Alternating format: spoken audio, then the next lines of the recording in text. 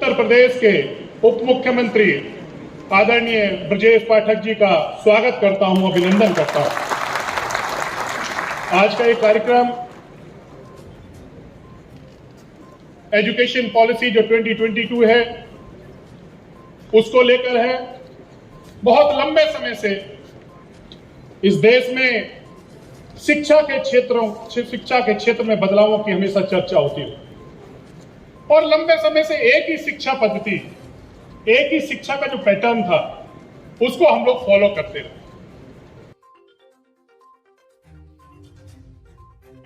इस education policy से पहले की अगर हम बात करें तो एक ही तरह की शिक्षा पद्धति को हम फॉलो कर रहे थे और दुनिया में जिस तरीके के बदलाव आ रहे थे उन बदलावों के लिए हमारी शिक्षा पद्धति जो थी वो तैयार नहीं।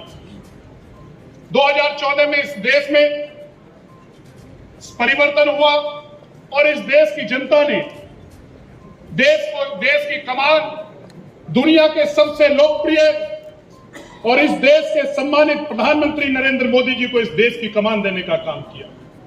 और 2014 में सरकार में आने के बाद देश के प्रधानमंत्री नरेंद्र मोदी जी ने एक घोषणा की कि अगर जब हम सरकार में आएंगे तो निश्चित रूप से हम एक नई शिक्षा पॉलिसी लेकर आएंगे, एक नई शिक्षा नीति लेकर हमारी सरकार आएगी। ये घोषणा देश के प्रधानमंत्री नरेंद्र मोदी जी ने 2014 में की और कस्तूरी राजन जी के नेतृत्व में कमेटी बनी और उस कमेटी ने जितने भी उसके स्टेक होल्डर्स थे उन स्टेक होल्डर्स के साथ लंबे समय चर्चा की। पूरे देश में स्टेक होल्डर्स के साथ चर्चा करने के बाद 2022 में नई शिक्षा नीति को लेकर भारत सरकार आई, जिसे हम एजुकेशन पॉलिसी 2022 कहते हैं। और इस शिक्षा नीति में अगर खास तौर से देखें तो 3-4 चीजें महत्वपूर्ण हैं।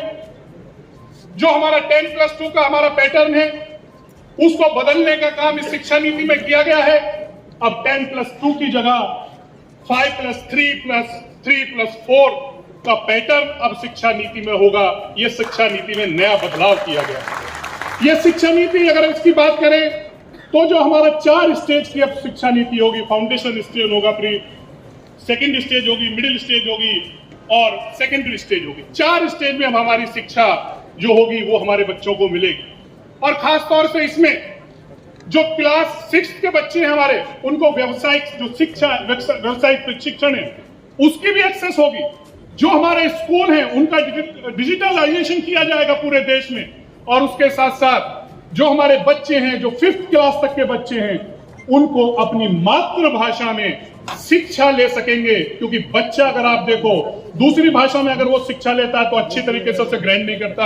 अगर उसी चीज को आप, उसी शिक्षा को अगर मातृभाषा में या क्षेत्रीय भाषा जो उसकी है अगर उसमें वो शिक्षा देते हैं वो जल्दी से उसको सीखता है। तो ये शिक्षा नीति में एक बदलाव किया गया है कि 5वीं क्लास तक के, 5th क्लास तक के जो बच्चे हैं उनको अपनी मातृभाषा और क्षेत्रीय भाषा में शिक्षा देने का अधिकार किया गया है। हायर एजुकेशन को लेकर भी बड़े चेंजेस किए गए हैं।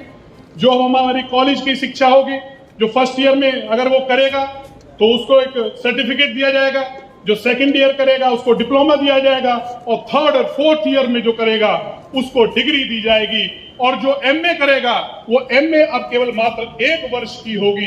ये बदलाव, बड़े बदलाव शिक्षा नीति में किए गए हैं। और इसके साथ साथ एक ऑप्शन और दिया गया है। परेशानी थी लोगों को, फर्स्ट ईयर में अगर कोई ड्रॉप कर देता था, शिक्षा ग्रहण नहीं करना चाहता था, तो उसको ऑप्शन नहीं था कि वो दोबारा से अपनी शिक्षा कंटिन्यू कर सके।